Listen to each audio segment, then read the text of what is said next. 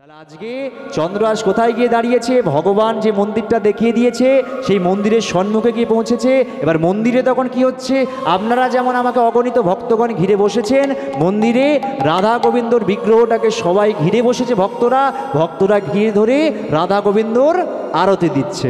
হে গোপাল কৃষ্ণ করু আরতি তেরি, হে প্রিয়া বেদি মে করু আরতি তেরি, हे गोपाल कृष्ण करु आरती तेरी, हे प्रिया बेदी मैं करु आरती तेरी। तुझ बेगाना वली बैठ जाऊं शाम सवेरे, तेरे गुण गाऊं तुझ बेगाना वली बैठ जाऊं शाम सवेरे, तेरे गुण गाऊं।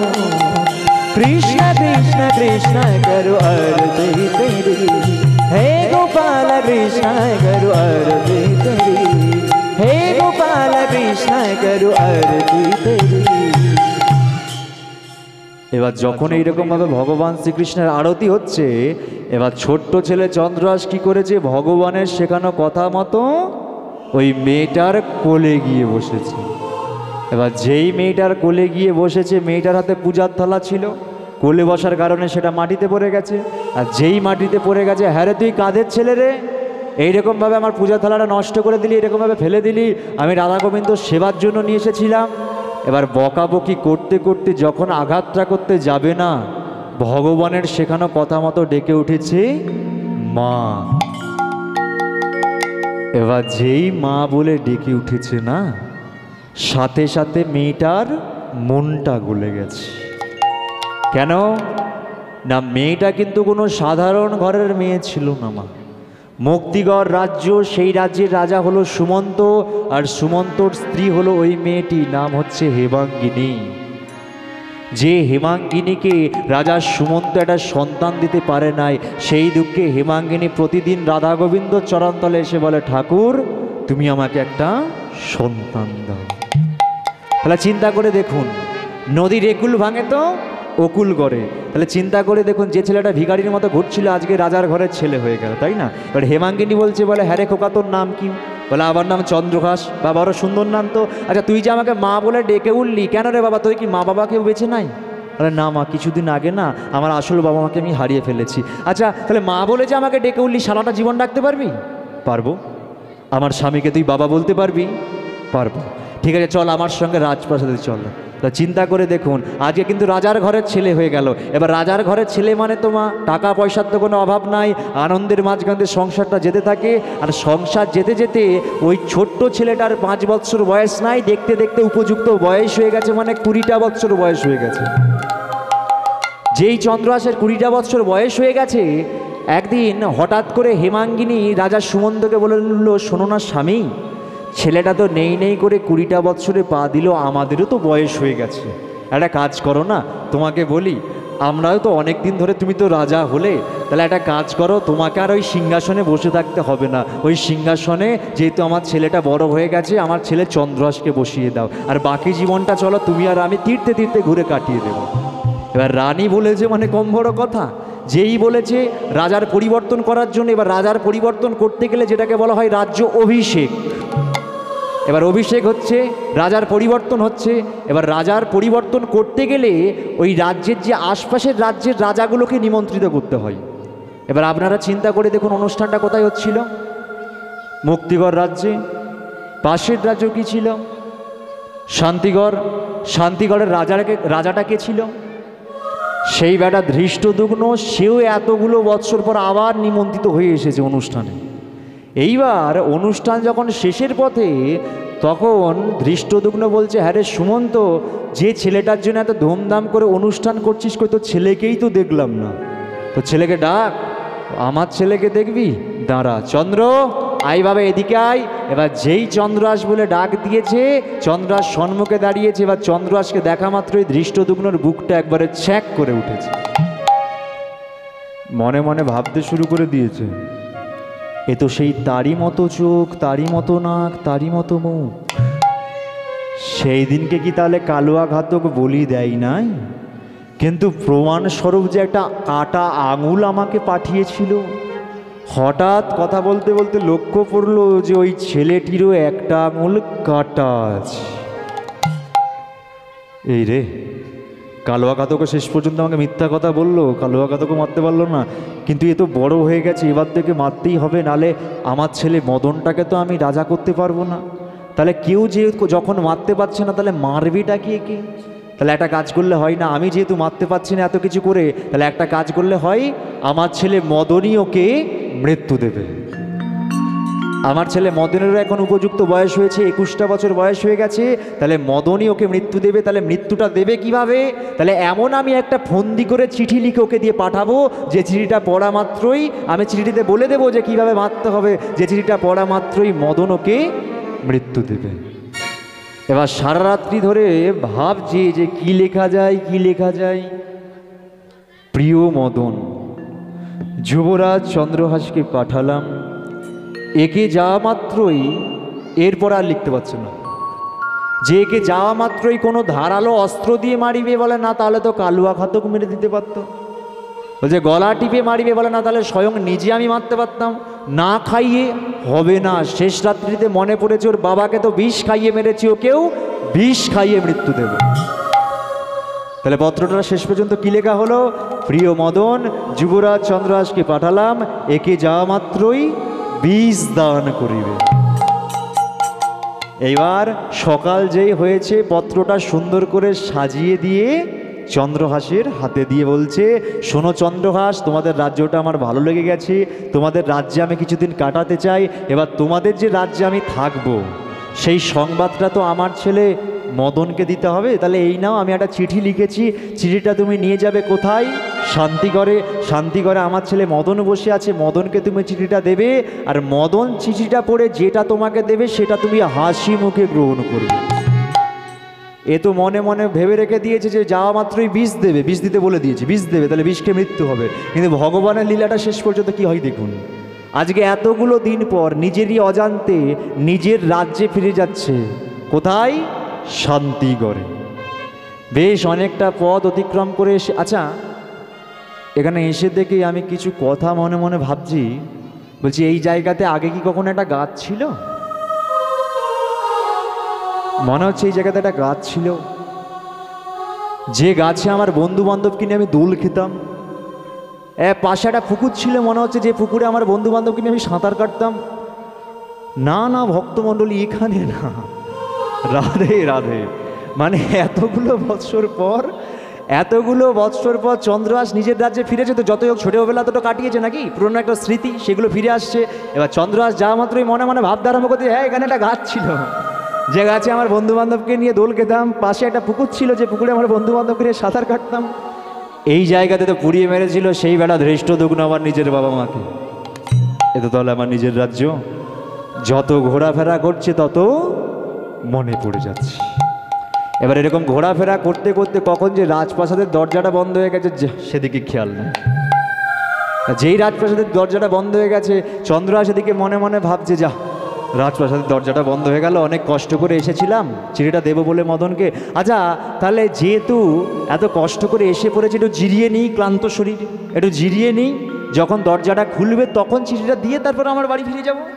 এবার ক্লান্ত শরীর ছিল, গাছের নিচে বসেছে চন্দ্রহাস, ঘুমিয়ে পড়েছে। এবার ভগবানের লীলা অনুসারে ওই রাজপ্রাসাদের ওপর থেকে একজন দেখছিল। কে বলুন তো? ধৃষ্টদ্যুম্নর একমাত্র মেয়ে, নাম হচ্ছে বিষয়া। ওপর থেকে ব্যাপারটা লক্ষ্য করছিল যে একটা ছেলে আসলো বা চলেও গেল, তাকে দেখতে পাচ্ছি না, তবে কি চোর ডাকাত নাকি চুরি টুরি করতে আসলো নাকি রে বাবা, একটু নেমে গিয়ে দেখি। এবার বিষয়া কি করেছে, দরজাটা খুলে, রাজপ্রাসাদের দরজাটা খুলে বাইরে বেরিয়েছে। এবার যেই বাইরে বেরিয়েছে সঙ্গে সঙ্গে দেখলো কি, যে চন্দ্রহাস গাছের নিচে ঘুমাচ্ছে।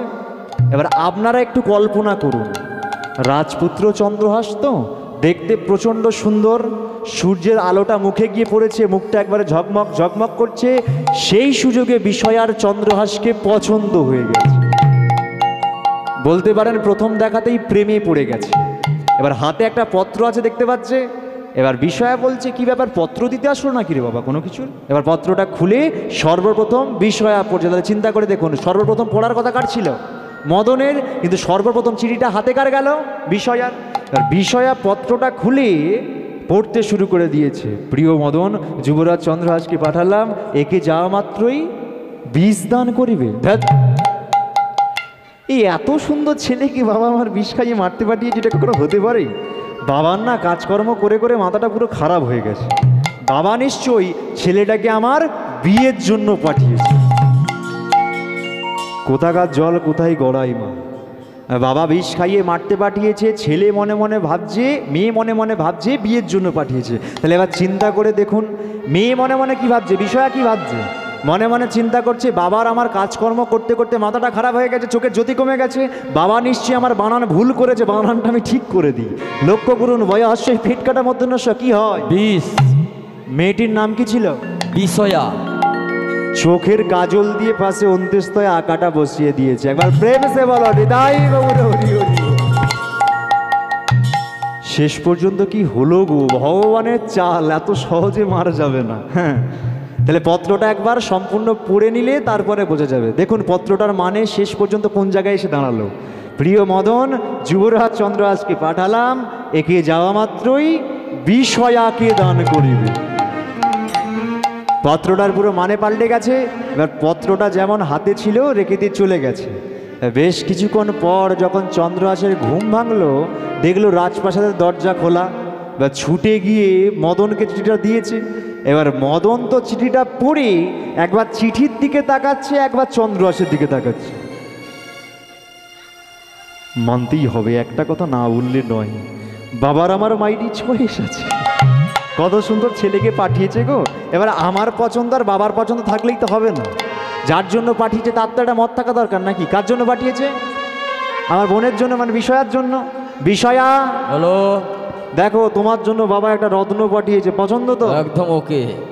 সে আর কি বলবে গো, মনে মনে ভাবছে, বলে পছন্দ বলেই তো পাশে অন্ত্যেস্তয় আকারে বসিয়েছে। রাধে রাধে। লজ্জায় কিছু বলতে পারছে না, আর নীরবতা সম্মতির লক্ষণ। তাহলে চিন্তা করে দেখুন, আজকে বাবা বিষ খাইয়ে মারতে পাঠিয়েছে, আর ছেলে মদন কি করেছে? তাদের বিবাহর বন্ধ ব্যবস্থা করে দিল। এবার বিয়ে বাড়ি যে হচ্ছে, বিয়ে বাড়ি উপলক্ষে ঘোষণা একটি, এই যে বিয়ে বাড়িটা হচ্ছে, বিয়ে বাড়ি উপলক্ষে আপনারা সবাই দুদিন ফ্রিতে ভোজন করে যাবেন। যা খরচা সব আমার, আজকে যা হবে সব ফ্রি। দুদিনই হয়তো এদিকে নাকি না 3 দিন? হ্যাঁ, 2 দিন। আপনাদের এই 24 পরগনার ওই রায়দিঘির ওই সাইডে যখন যায় না, ওই দিকে আবার নাকি 3 দিন টাইপের কিছু কিছু জায়গায় আছে। যখন ওই দিকে অনুষ্ঠান করতে যায় তখন বলে 3 দিন। বিয়ে বাড়ি, বউ ভাত, তার মাঝখানে আর একটা ডেট ঢুকে যায়। আপনাদের এদিকে তাহলে 2 দিন, তাই তো? মানে আমাদের ওই দিকে হাওড়া জেলার মতো সেম, তাই তো? আচ্ছা, তাহলে এই যে 2 দিন আপনারা সবাই ফ্রিতে ভোজন করে যাবেন, খেয়ে যাবেন, যা খরচা হচ্ছে সব আমার। আর আপনারা খেতে থাকুন, আমি বিয়েটা সারতে থাকি, তাই না? আপনারা খেতে থাকুন, আমি বিয়েটা সারতে থাকি। আর বিয়ে হলে যেটা করণীয়, উলুধ্বনি, শঙ্খধ্বনি, শাঁখ নিয়ে বসেছেন? শাঁখ নিয়ে বসা হয়নি? এখনকার ডিজিটাল যুগ তো মা, এখন সব শাঁখ নিয়ে বসে না, বড় বড় আদলা সাইজের মোবাইলগুলোকে নিয়ে এসে বসে থাকে। শাঁখটা যদি থাকে একটু নিয়ে এসে বসবেন। আর উলুধ্বনিটা সবার আছে তো নাকি? হ্যাঁ, আর দাদাভাই সাউন্ডটাকে একটু বাড়াবে, এই সাউন্ডটাকে একটু তোলো, দাও সবাই মিলে একটু উলুধ্বনি দাও, সবাই মিলে। আজ বিষয়ার 2টি নয়ন, 2টি নয়ন, চন্দ্রহাসের 2টি নয়ন, 2টি নয়ন, 4 নয়নে এক হয়ে গেল। নয়নে নয়নে তাহার মিলন হইল, নয়নে নয়নে তার মিলন হইল। আচ্ছা, মালা বদলটা কি হবে? হ্যাঁ, একটাতে কি করে হবে? ওটাতে করবি? বাবারটাও নেই, বাবারটাও নেই, দুটো হলে দেখতে ভালো লাগবে। এটাতে উঠ। রাধে রাধে। তাহলে মালা বদলটা করবো তো নাকি? হ্যাঁ, উলুধ্বনি দেওয়া আছে, নাহলে কিন্তু করবো না। আর আমরা লীলার অন্তিম পর্যায়ে একদম চলে এসেছি। পরবর্তী যে শিল্পী আছে, কমিটি দাদাভাইদেরকে অনুরোধ করবো পরবর্তী যে শিল্পী আছে তাদেরকে তৈরি করার জন্য, কারণ আর খুব বেশি সময় নেব না আমি। চলো সবাই মিলে আজ মালা বদল। আজ মালা বদল, আজ মালা বদল হলো গো, মালা বদল হলো গো। উলুধ্বনি। আজি মালা, আজি মালা বদন হলো গো, মালা বদন হলো গো। আজি মালা বদল, মালা বদল, মালা বদল হলো গো, আজি মালা বদল হলো গো।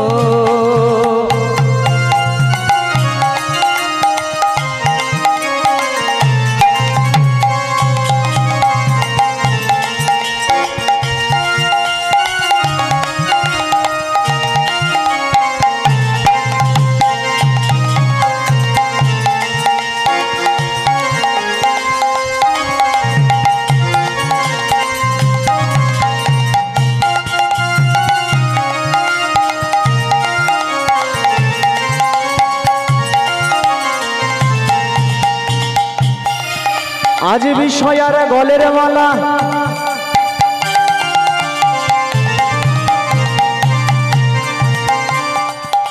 আজ বিষয়ার গলের মালা,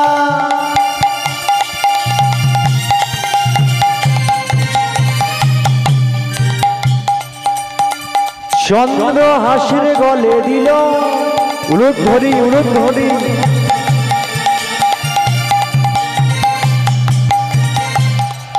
আচ্ছা,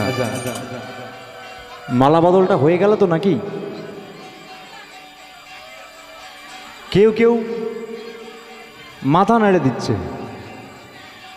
হয়ে গেল তো নাকি? তোমাদের কবে হয়েছে আর মনে থাকি? হ্যাঁ, এবার আমারও কি হয়েছে যে আমি জানবো? তোমরা বললে তারপরে তো জানবো।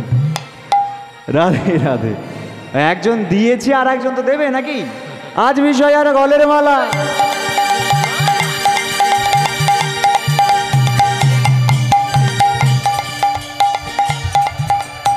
আজ বিষয় আর গলের মালা,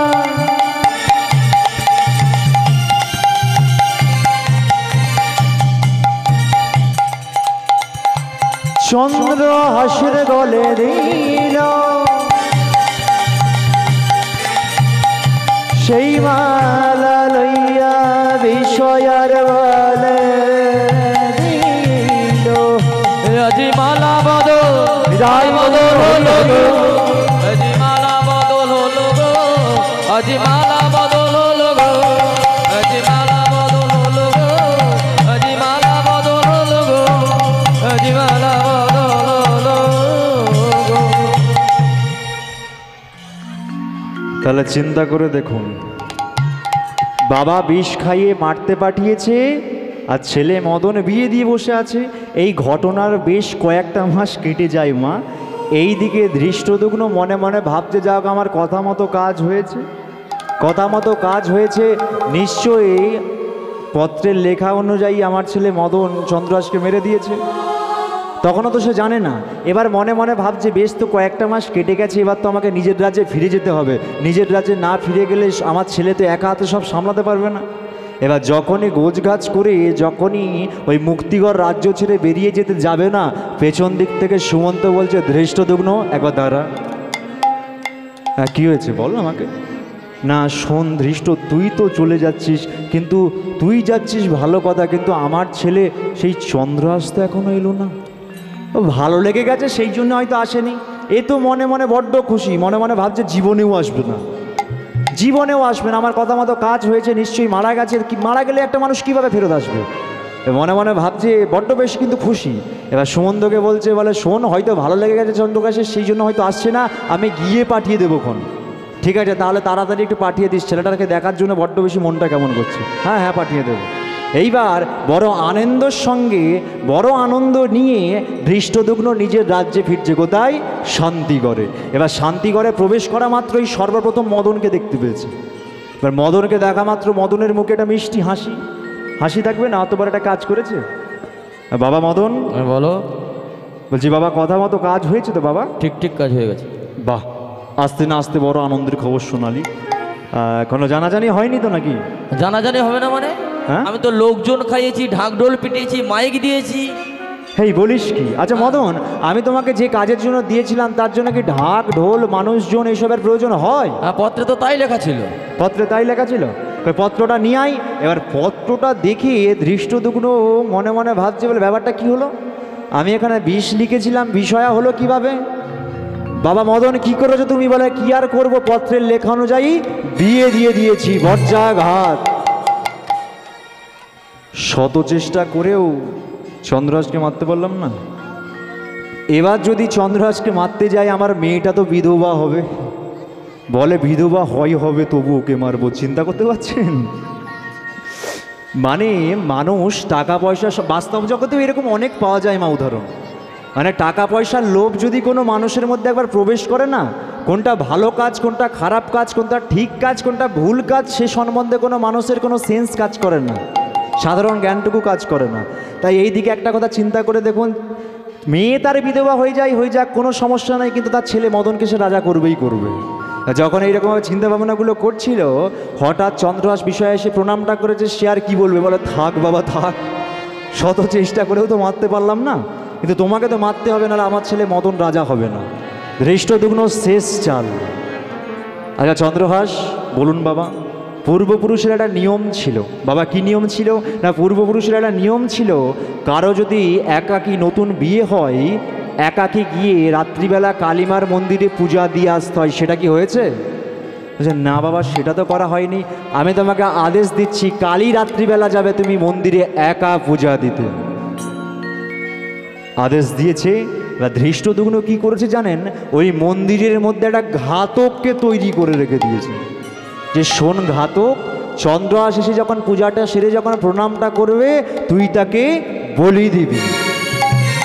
কিন্তু ওপরে ভগবান বলে তো একজন আছে, তাই না মা? পৃথিবীর বক্ষ মাঝে যদি একটা পাতা খসে পড়ে, সেটাও ভগবানের ইচ্ছাতে হয়। তাহলে চিন্তা করে দেখুন ভগবানের চালটা শেষ পর্যন্ত কি হয়।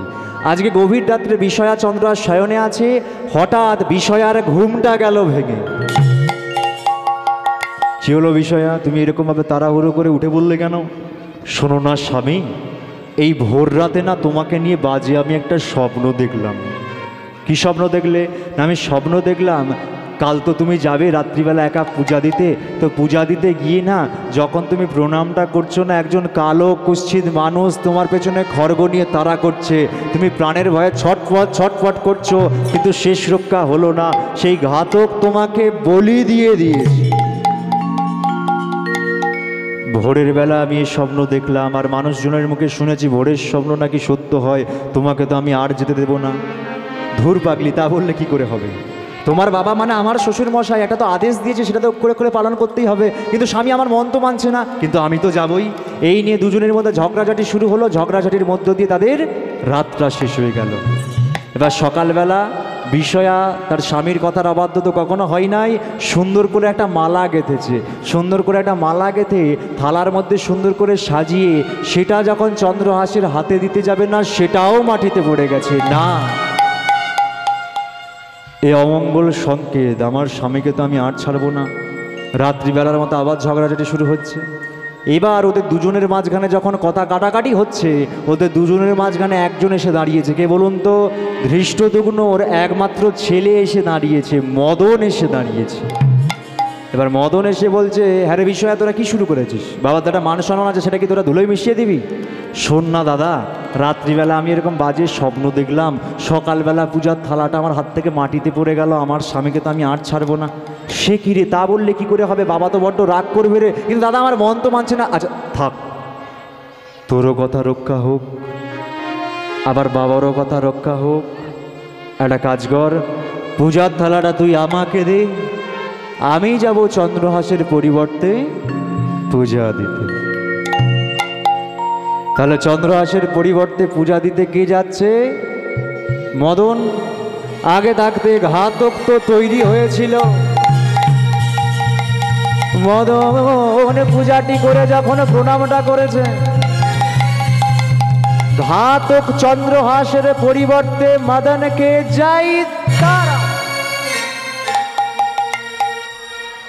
বলে দিয়েছে, দরজাটা বন্ধ করে দিয়েছে। আজকে ধৃষ্টদ্যুম্ন গভীর রাত্রে মনে মনে ভাবছে যাও এত কিছুর পর ছেলেটা হয়তো রাজা হবে। আচ্ছা মন্দিরটা তো একটু পরিষ্কার করতে হবে, সকালবেলা ভক্তরা আসবে, অনেক রক্ত টক্ত পড়ে আছে, পরিষ্কার করতে হবে। এবার গভীর রাত্রে ধৃষ্টদ্যুম্ন একাকী চলেছে মন্দিরটা পরিষ্কার করবে বলে। মন্দিরের দরজাটা খুলেছে, দেখলো একদিকে দেহ একদিকে মাথাটা পড়ে আছে। আর মাথাটা দেখা মাত্রই বুঝতে পেরে গেছে যে মাথাটা পড়ে আছে সেটা চন্দ্রহাসের নয়, তার নিজের ছেলে মদনের। মা, এটা তুই কি করলি মা? যে ছেলেটাকে রাজা করব বলে চন্দ্রহাসের বাবাকে মেরে দিলাম, মাকে মেরে দিলাম, চন্দ্রহাসকে মারার কত পরিকল্পনা নাই না আমি করলাম, শেষ পর্যন্ত তুই আমার নিজের ছেলে মদনকেই আমার জীবন থেকে কেড়ে নিলি।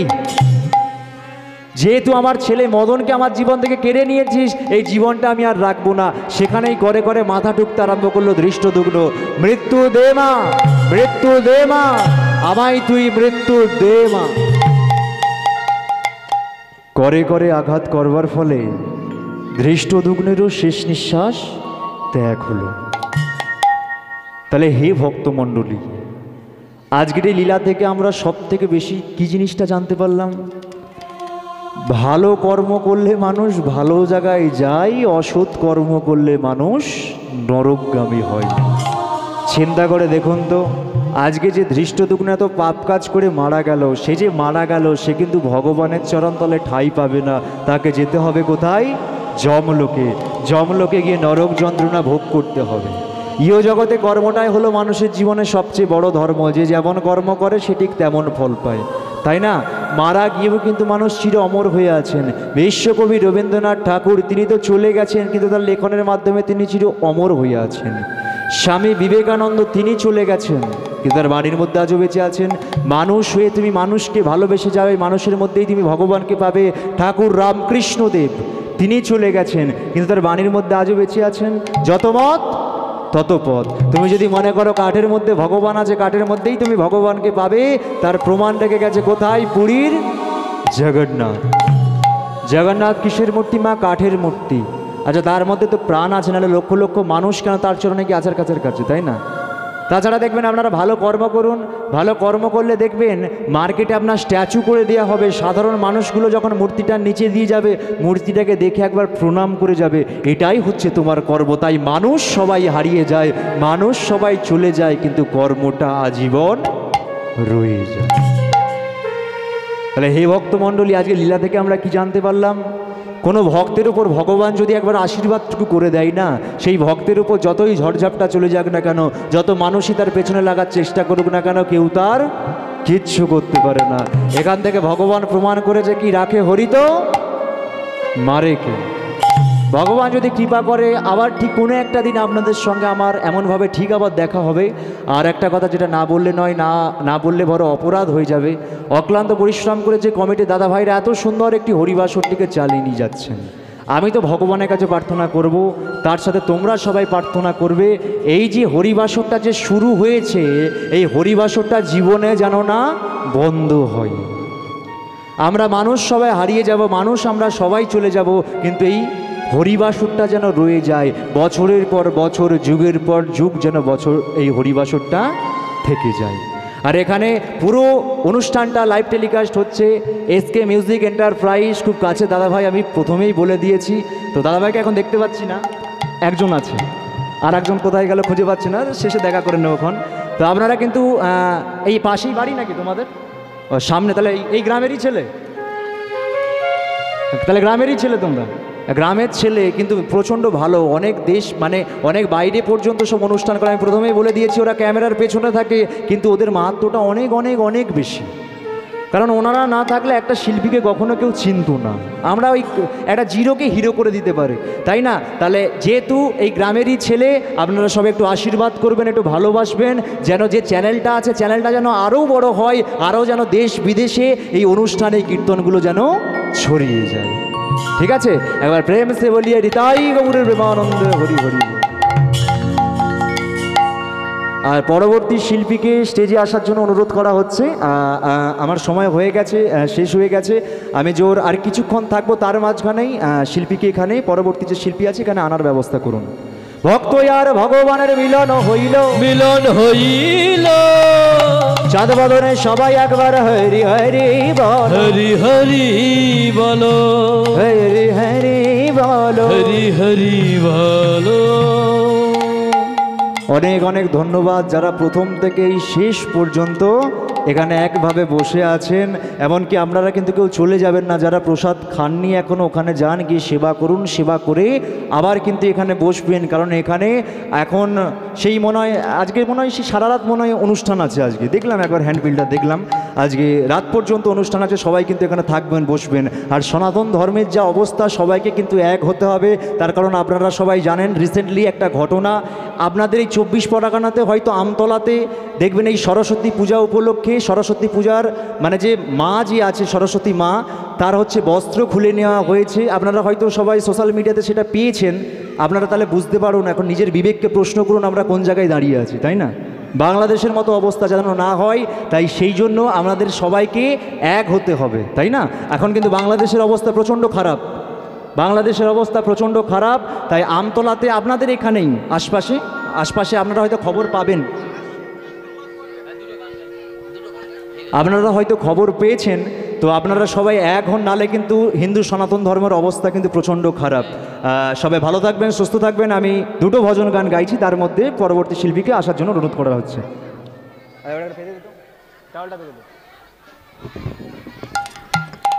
বলো, হিন্দি গাইবো না বাংলা গাইবো?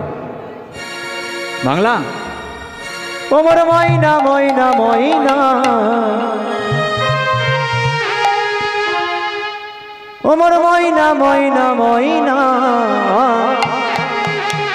দুটো কৃষ্ণ কথা বল, দুটো হরি কথা বল, কৃষ্ণ কথা বল, দুটো হরি কথা বল, কৃষ্ণ কথা বল, দুটো হরি কথা বল, দুটো কৃষ্ণ কথা বল, দুটো হরি কথা বল।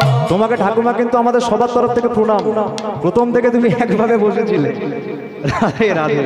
এমন যদি ভক্ত কোনো কীর্তনিয়ার মধ্যে যদি পড়ে যায় না, তাহলে আর কি দরকার, তাই না? এরকম ভক্ত যদি সবাই থাকে তাহলে তো জীবন ধন্য হয়ে যায়।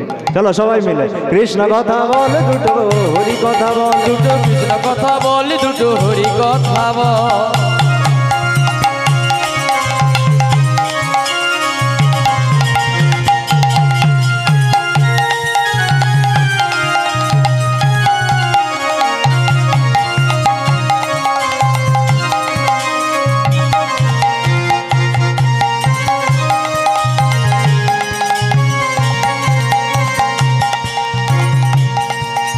টাকা পয়সা জমিদারি তোমায় যেতে হবে সকলে ধারি, টাকা পয়সা জমিদারি তোমায় যেতে হবে সকল ছাড়ি, টাকা পয়সা জমিদারি তোমায় যেতে হবে সকলে ছাড়ি, টাকা পয়সা জমিদারি তোমায় যেতে হবে সকল ছাড়ি। শেষের দিনে এই হরিনাম, শেষের দিনে এই হরিনাম, শেষের দিনে এই কৃষ্ণ নাম, শেষের দিনে এই কৃষ্ণ নাম হবে রে তোর ঘর। ওমর ময়না ময়না ময়না, ওমর ময়না ময়না ময়না, কৃষ্ণ কথা বল, দুটো হরি কথা বল, দুটো কৃষ্ণ কথা বল, দুটো হরি কথা বল, কৃষ্ণ কথা বল, দুটো হরি কথা বল, দুটো কৃষ্ণ কথা বল, দুটো হরি কথা বল। রাধে তোমায়, ও রাধে তোমায়, রাধে তোমায়, রাধে তোমায়, রাধে তোমায় বারে বারে করি যে মানা, রাধে তোমায় বারে বারে করি যে মানা, যমুনাতে জলারেতে একলা যেও না, রাধে তোমায়, ও রাধে তোমায়, রাধে তোমায়, রাধে তোমায় বারে বারে করি যে মানা, করি গো মানা, যমুনাতে জল নিতে একলা যেও না। রাধে তোমায় বারে বারে করি যে মানা, যমুনাতে জলানিতে একলা যেও না, রাধে তোমায় বারে বারে করি যে মানা, যমুনাতে জল নিতে একলা যেও না। ও রাধে, ও রাধে, বলো রাধে, ও রাধে, ও রাধে, ও রাধে, ও রাধে, ও কৃষ্ণেরই কারণে তোমার হলো যে বদনাম, হলো যে বদনাম। রাধা তুমি নাম পেলে কলঙ্কিনী নাম। কৃষ্ণেরই কারণে তোমার হলো যে বদনাম, হলো যে বদনাম। রাধা তুমি নাম পেলে কলঙ্কিনী না।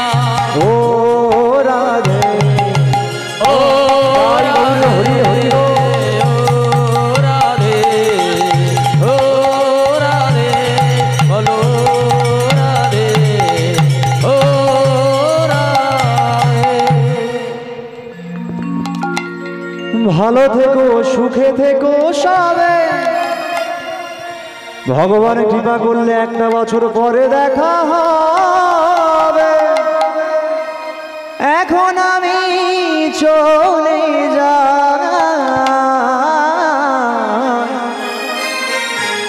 যাওয়ার আগে একটা কথা সবাই মিলে বলবো, কি বলুন তো? বলুন হরি বল জয় নিতাই, বলো হরি বল জয় নিতাই, হরি বল জয় নিতাই, হরি বল জয় নিতাই। ভালো থেকো সুখে থেকো সবে, আসবো আবার দেখা হবে। এখন আমি চলে যাই, বলুন হরি বল জয় নিতাই, বলুন হরি বল জয় নিতাই, হরি বল জয় নিতাই।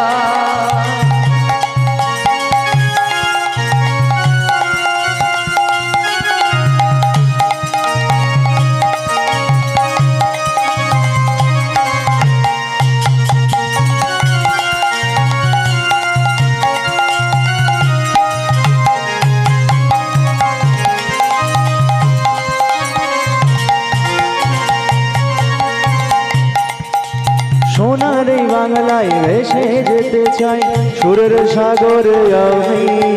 জানি না ও ভাই তোমাদের কাছে কতটা আমি দামি। সোনারে বাংলায় ভেসে যেতে চাই, সুরের সাগরে আমি।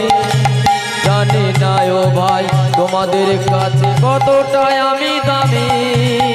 সোনার এই বাংলায় ভেসে যেতে চাই, সুরের সাগরে আমি। জানি না ও ভাই তোমাদের কাছে কতটা আমি দামি। সোনারে বাংলায় ভেসে যেতে চাই, সুরের সাগরে আমি। জানি না ও ভাই তোমাদের কাছে কতটাই আমি দামি।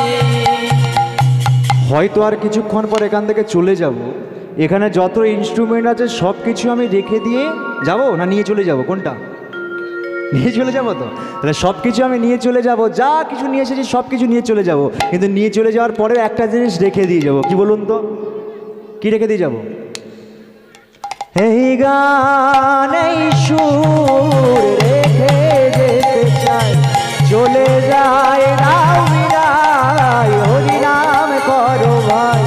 এই গান এই সুর রেখে যেতে চাই, চলে যায় রাও বিরাই, হরি নাম করো ভাই।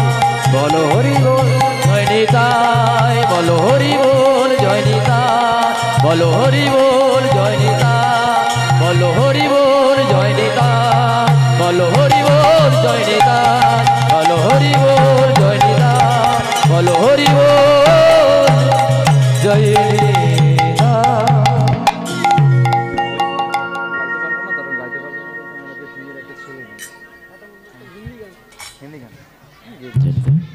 হিন্দি ভার্জন একটা কত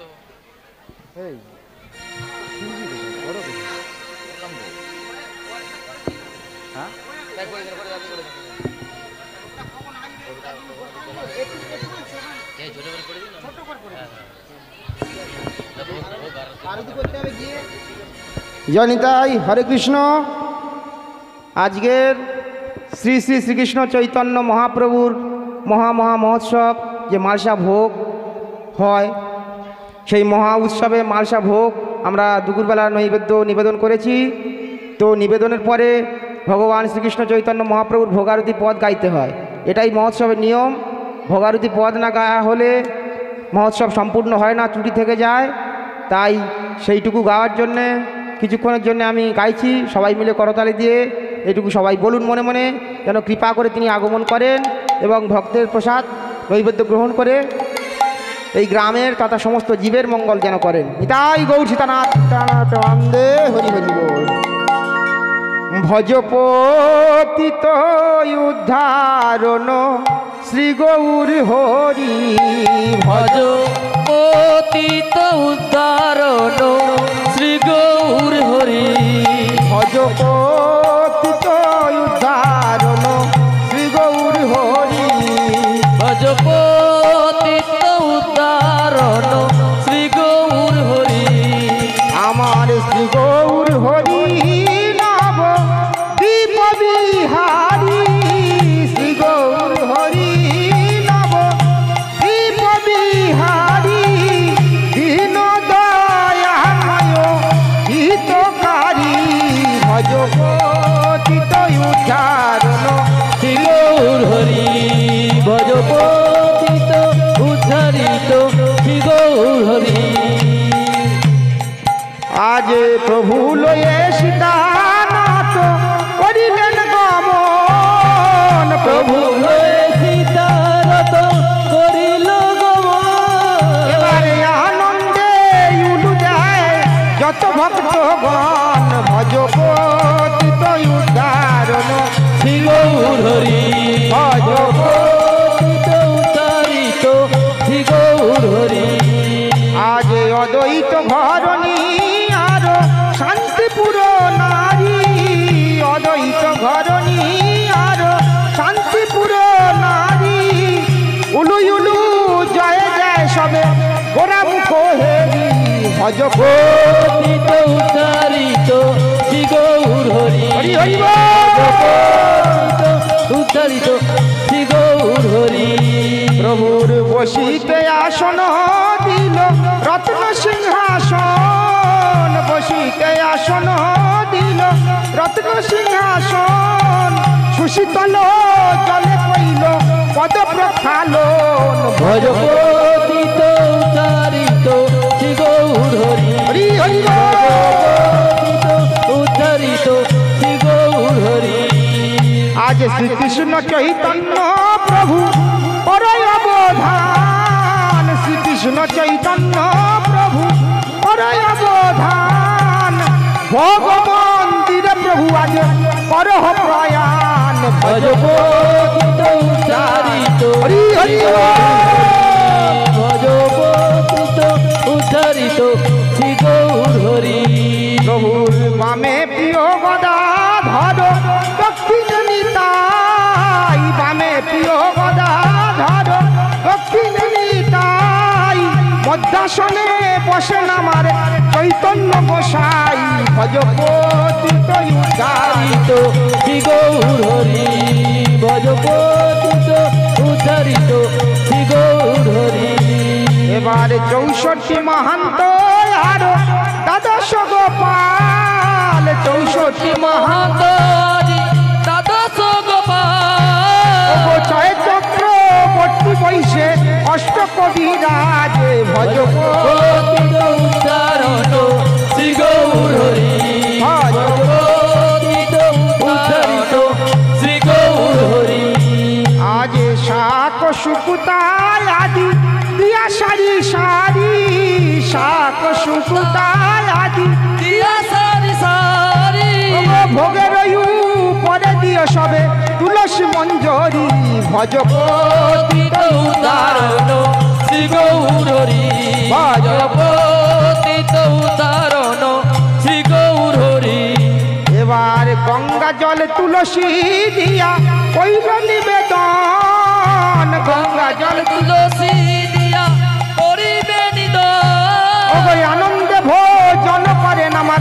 সচির নন্দন ভজপতিত উদ্ধারত শ্রী গৌর হরি ভজ পতিত উদ্ধারিত শ্রী গৌর হরি এবার দধি দুগ্ধ ঘিত ছানা নানাই উপাচার দধি দুগ্ধ ঘিত ছানা নানাই উপাচার আনন্দ ভোজন করেন আমার সচির কুমার ভজপতিত উদ্ধারিত শ্রী গৌর হরি ভজপতিত উদ্ধারিত শ্রী গৌর হরি এবার মালব মালপুয়া সর ভাজা আরে লুচি পুরি মালপুয়া সর ভাজা আরে লুচি পুরি আনন্দ ভোজন করেন আমার নদিয়া বিহারি ভজপ হরি হরি বল শ্রী গৌর হরি ভজপ